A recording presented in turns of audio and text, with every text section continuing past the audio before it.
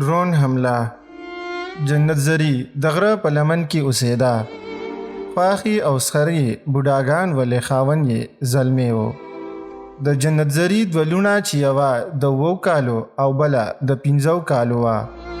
د جنت زری یو زوی هم و چې د 2 کالو و. د جنت زری خاوند به غواګانې چیلۍ او ګډې سرولې.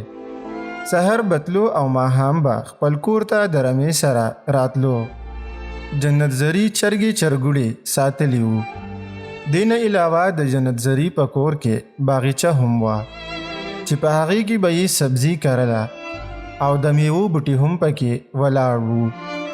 انګور، امرود او مماڼې او نیمبوان. د جنت زری کور په رښتیا جنت و او ښکلي وخت یې تېرېدو. خوشحالي وه او د ژوند کښتۍ مخ په وړاندې روانه وه. د نور کله په شان یوه ورځ د جنت زری خاوند د غره په لمن کې ګډې او چیلۍ سرولې.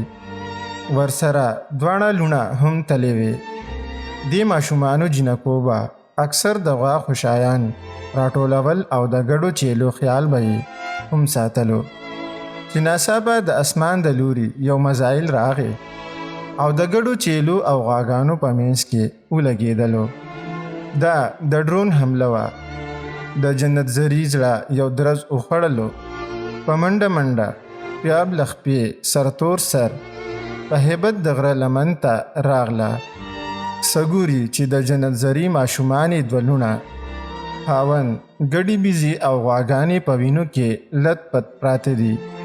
د جنت زری جنت کور دوزخ شو او هم هغه وخت د نړۍ امن پسندو په خپلو ټي وي چینلونو دا خبر بریک خبرونو کې وچلولو.